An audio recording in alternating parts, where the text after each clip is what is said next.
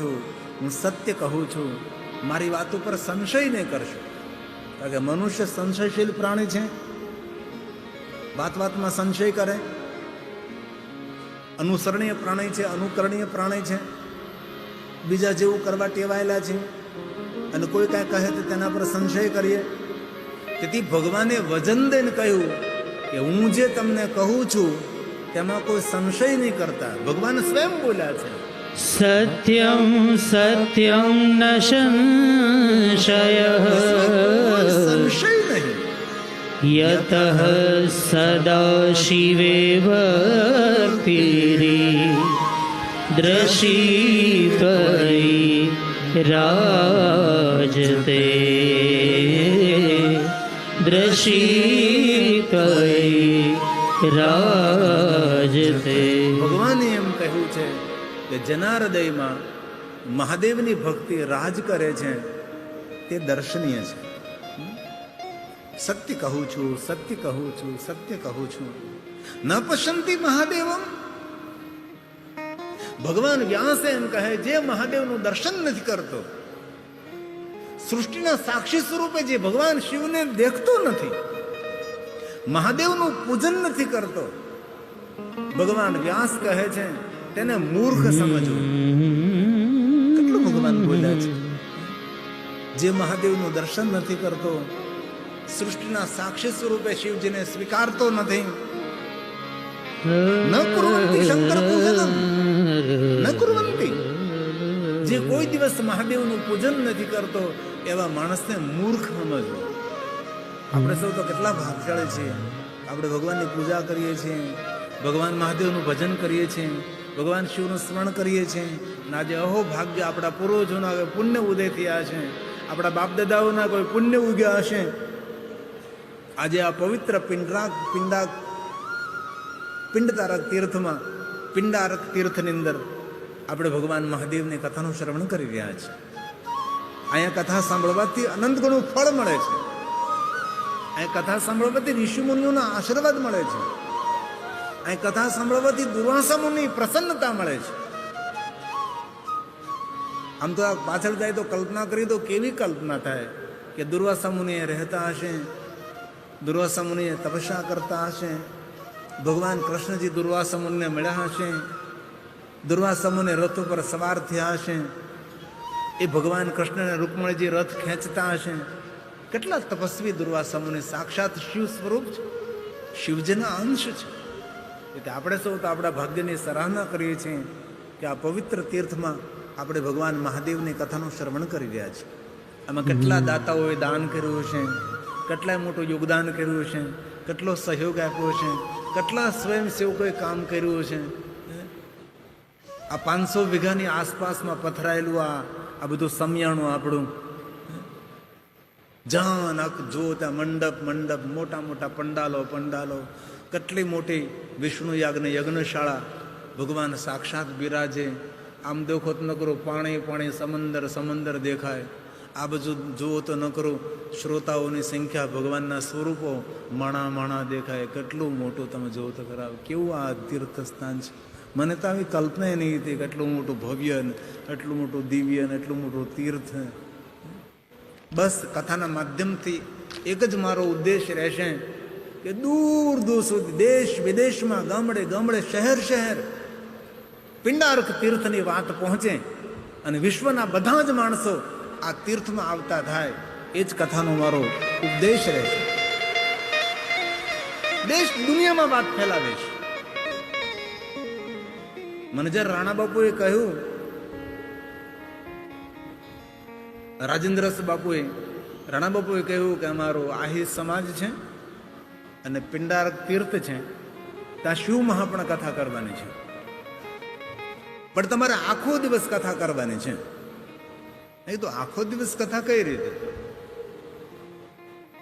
તો મને કે સવારે 9 થી 12, 3 થી 6. મેં કીધું એટલું બધું કાંઈ શ્રોતા બેસી ન શકે. સવારમાં 3 કલાક બેસે, બપોર પછી 3 કલાક બેસે. બાપુ તમને યદુવંશની ખબર નથી, 3 કલાકની 24 કલાક બેસી શકે. આનામાં હીર છે, આ હીર છે, સત્ય છુપાયેલું છે. ખુમારી છુપાયેલી છે, સમર્પણ છુપાયેલું, રખાવટ છુપાયેલી છે અને શુદ્ધ ભાવ છુપાયેલો છે. હું તો કાલે પહેલી વાર આ તીર્થમાં આગમન થયું, પણ બધા યુવાન દીકરાઓ, યુવાન ભાઈઓનો ભાવ જોઈને ખરેખર મને ખૂબ ખુશી થઈ.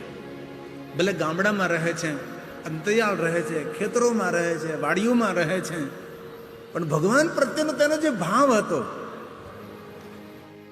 બધાની જે મારા પ્રત્યેની લાગણી હતી, ખરેખર મને બહુ જ ખુશી થઈ. અને એટલું સુંદર સ્વાગત કર્યું, એટલું સુંદર સન્માન. મને તો ખબર પણ નહીં હતી કે આ સ્વાગત, આવી રીતે આદર સત્કાર. અને મને ઘણાએ કહ્યું કે બાપુ વન બગડો છે, દરિયાનો કિનારો છે, આજુબાજુ કોઈ ગામ નથી, તમને રહેવા સારું ઘર નહીં મળે. પણ જગાભાઈ એટલી સુંદર અમારી વ્યવસ્થા કરી છે ને, કોઈ કમી નથી રહેવા દીધી. તેથી ખૂબ હૃદયથી આપણે જગદીશભાઈ, જગાભાઈને ખૂબ હૃદયથી મારા પ્રણામ. કે બહુ દિવ્યતાથી, ભવ્યતાથી ભરપૂર અમારું નિવાસ સ્થાન છે. અને એટલી મોટી સંખ્યામાં આપ સૌ ભગવાનની કથાનું શ્રવણ કરી રહ્યા છો. તો વ્યાસ ભગવાને કહ્યું છે, અફસોસ વ્યક્ત કર્યો છે, કોણ મૂર્ખ ન પશ્યંતી ન પશ્યંતી મહાદેવં, જે મહાદેવનું દર્શન નથી કરતો અને સર્વ સાક્ષીણમીશ્વરમ એત એવ ન કુર્વન્તિ મૂર્ખઃ શંકર પૂજનમ. જે મહાદેવની પૂજા નથી કરતો, મહાદેવનું દર્શન નથી કરતો, મહાદેવનું સ્મરણ નથી કરતો, વિશ્વના સાક્ષી સ્વરૂપે શિવજીને સ્વીકારતો નથી, એ માણસને મૂર્ખ સમજ. મુક્તિદમ તત્ત્રયમ. જે માણસે મુક્ત થવું હોય તેના માટે 3 જ માર્ગો છે.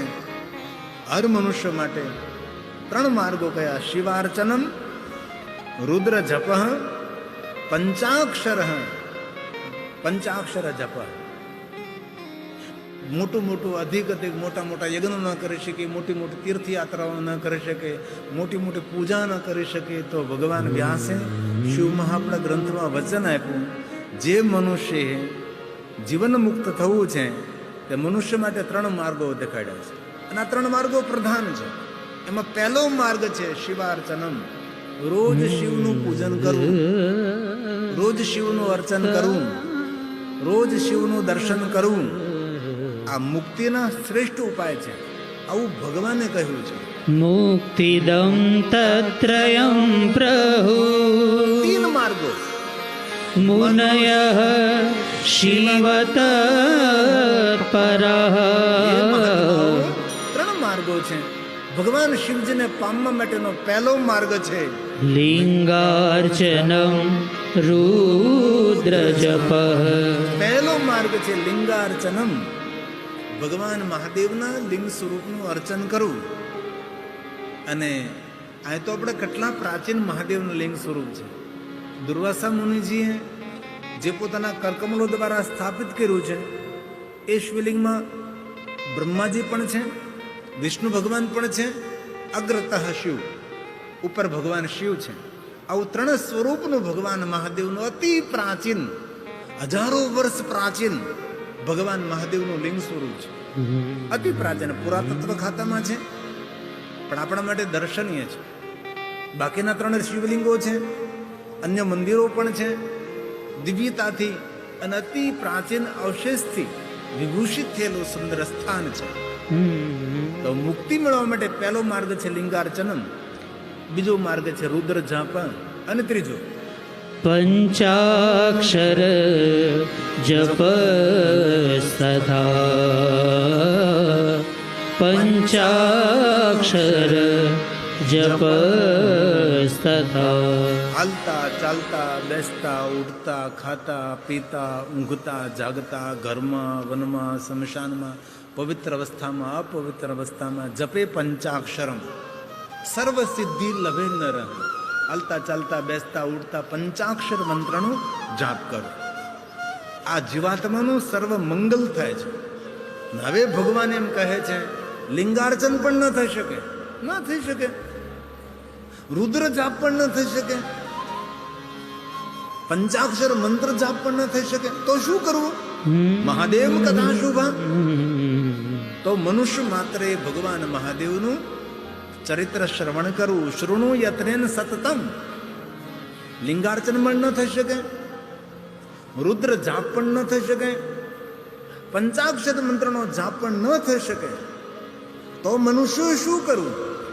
તો કહ્યું શૃણુ યત્નેન સતતમ. યત્નપૂર્વક, પ્રયત્નપૂર્વક અને પ્રયાસપૂર્વક ભગવાન મહાદેવની કથાનું શ્રવણ કરવું. ભગવાનની આજ્ઞા આપી. કેવી આજ્ઞા આપી? મહાદેવ કથા શુભ. મહાદેવની શુભ કરનારી ભગવાન શંકરજીની કથાનું શ્રવણ કરવું અને બુદ્ધિ ભગવાન મહાદેવમાં લગાડવી અને મહાદેવના ભક્તોને શિવ સ્વરૂપ જોવા. શિવ બુદ્ધિ કુરુ પ્રીત્યા શિવેશુ સતતમ દ્વિજા. હે બ્રાહ્મણો, મહાદેવના ભક્તોને મહાદેવના સ્વરૂપ તરીકે જુઓ. જો ઉદ્ધાર કરવો હોય તો મહાદેવની કથા સાંભળ્યા બાદ જે મહાદેવના ભક્તો છે બુદ્ધિપૂર્વક તેમાં પ્રીતિ રાખો અને તેને શિવના સ્વરૂપો તરીકે જુઓ. આવું ભગવાને કહ્યું. શિવ બુદ્ધિમ કુરુ પ્રીત્યા શૈવેષુ સતતમ દ્વિજા.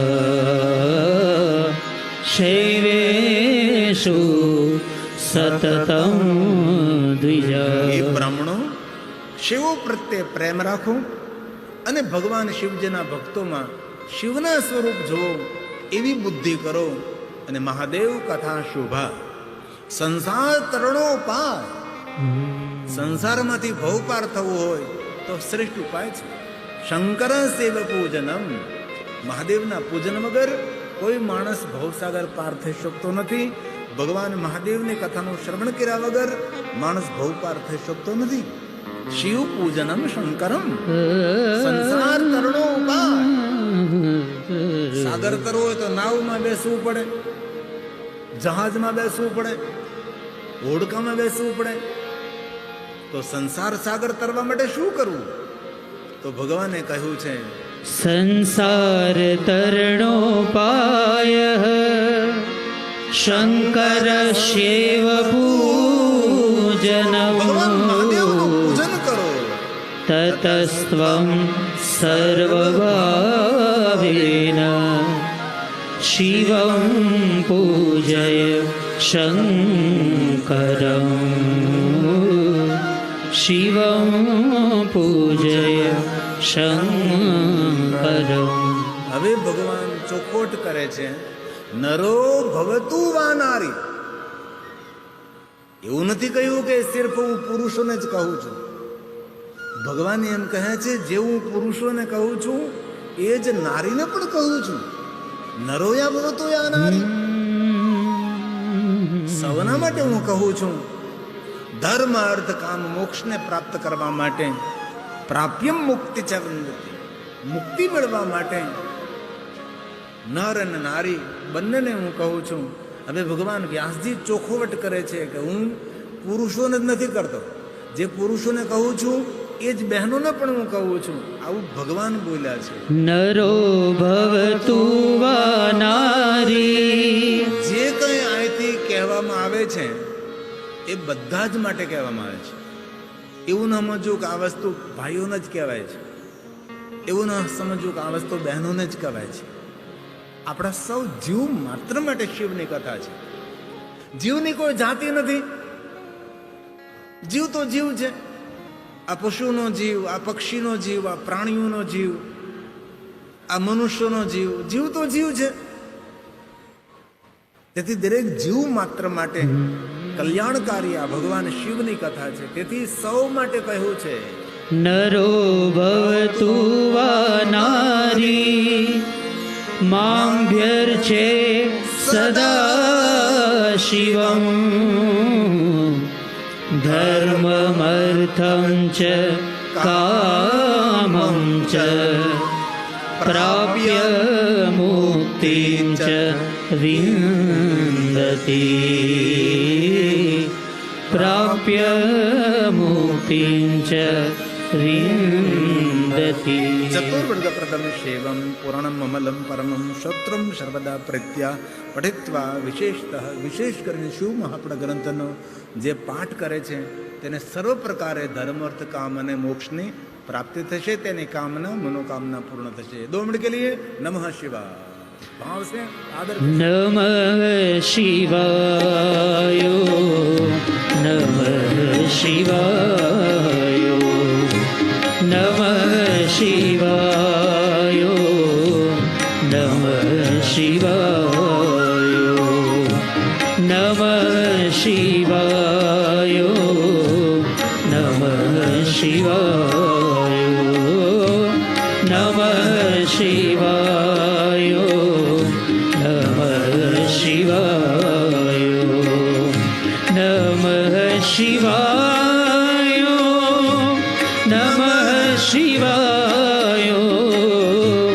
નમઃ શિવાય નમઃ શિવાય હર હર બોલે નમઃ શિવાય હર હર બોલે નમઃ શિવાય નમઃ શિવાય નમઃ શિવાય નમઃ શિવાય નમઃ શિવાય નમઃ શિવાય નમઃ શિવાય તાલી મહાદેવને વહાલે તાલી પાડવાથી રોગ પ્રતિકારક શક્તિ વધે. તાલી એ કીર્તનનો આધાર છે. તાલી એ મનને પ્રસન્ન કરે. તાલી એ મનોવિજ્ઞાન છે. તાલી પાડવાથી વિચારો શાંત થાય. કીર્તનનો તાલ તાલે છે. ફક્ત 1-2 મિનિટ કે લીએ શ્રવણમ કીર્તનમ, શ્રવણ કરો, કીર્તન કરો અને મનન કરો. બહુ સાદર તરંગ.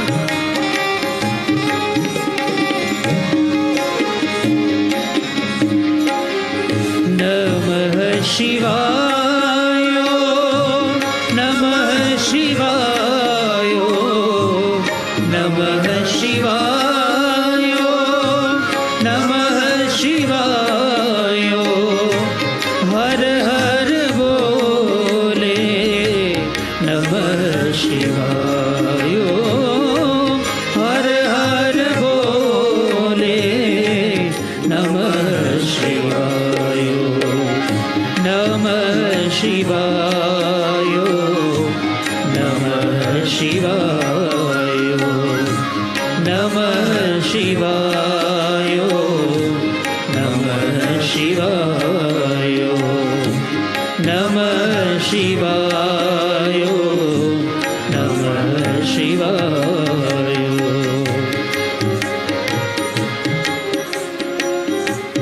કીર્તન તન મનને ભગવાન સાથે જોડે છે.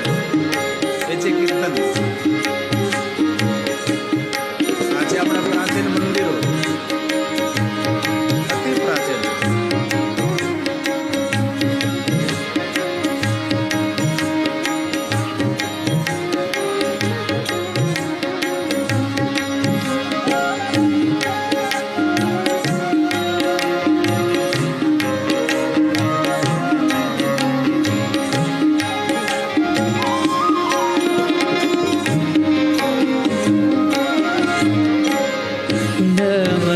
શિવાય